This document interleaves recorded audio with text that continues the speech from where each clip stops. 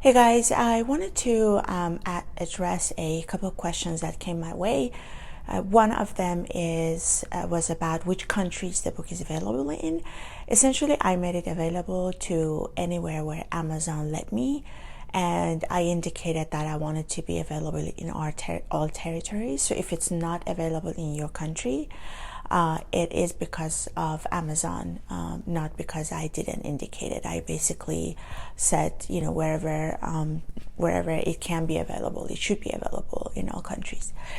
And then another question was about the EEG in general in neural networks. And I wanted to address one question that appears to be a little bit maybe not clear when we talk about this, and hopefully this video will make it such that it's a little bit clearer for you. So the question that I feel like maybe make it so that we're a little bit not sure about the EEG world, neural oscillation world, and then the neural network is that there's a little bit of a maybe unclarity as to how these two worlds can cooperate.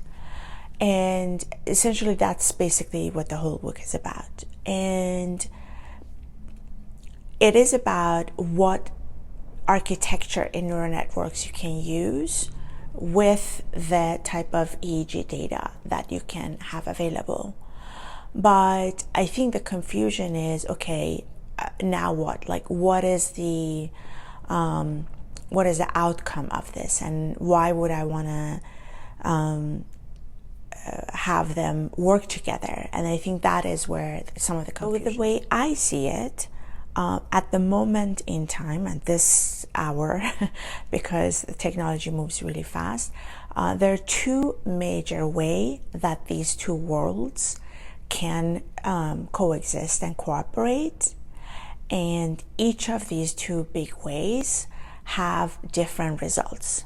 One way is to use the convenience, if you will, of neural networks used on EEG data when you need to automate things that are too erroneous and too much to do, too repetitive, and too time consuming for humans to do when you are analyzing the EEG data.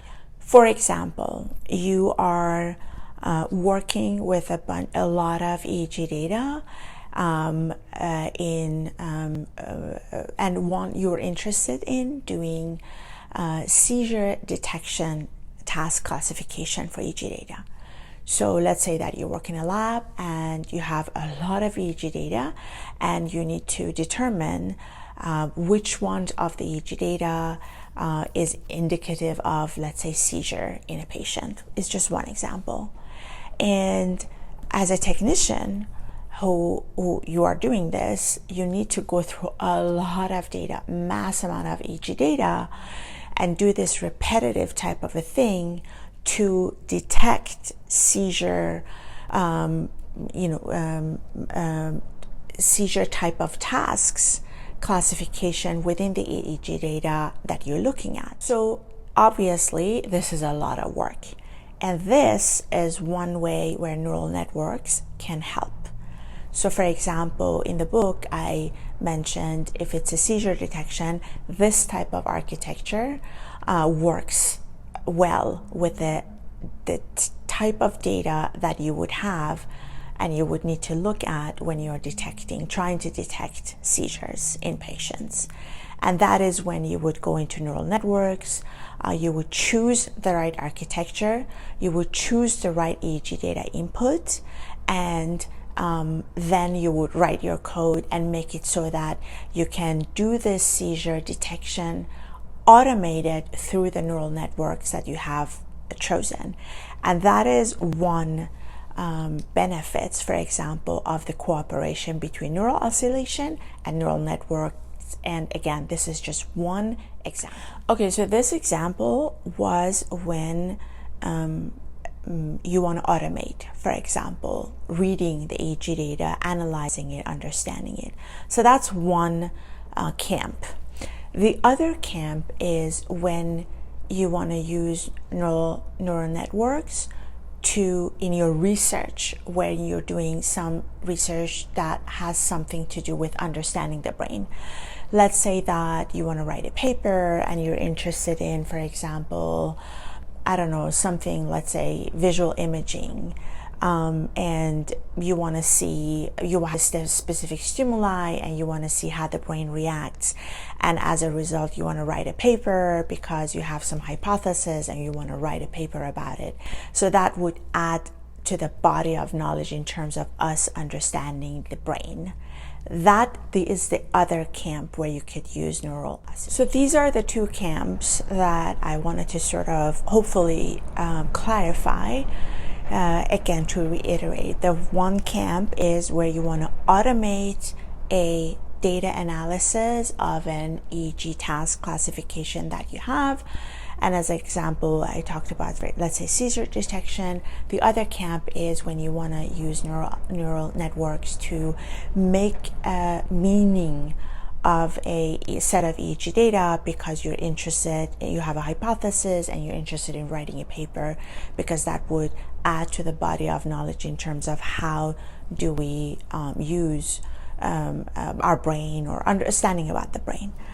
So those are the two different ones, at least at this point in time, and in the future I'm sure things. One more thing I wanted to say is that these two worlds, the marriage between these two worlds, it's so new that when you go to talks and listen to talks, or even on Twitter, people talk about it, you definitely, if you pay attention, close attention, feel that they are folks who are in each of the worlds separately and have been there for a while. They are not as excited or enthusiastic like a lot of us are, who are sort of more into combining different disciplines. So for example, the AI community really doesn't understand the neuroscience, and neuroscience doesn't understand the AI. So then there's a little bit of a friction. I'm sure if you attend talks, you will see it. I don't think that should stop us from being excited about these spaces, and especially have them collaborate, because we will, whether we like it or not, end up having a lot of hurdles. But that is how technology evolves. That is how science evolves. You always have the evolution of it, where just the moments where things are breaking out is not easy for those people who do it. So if you're interested in this space, I highly encourage you to not get discouraged by these remarks, and just sort of, go through them, look at them, and just sort of be okay with it, and just know that this is just part of the game. So yeah, I hope this was helpful. I'll see you guys next time. Bye.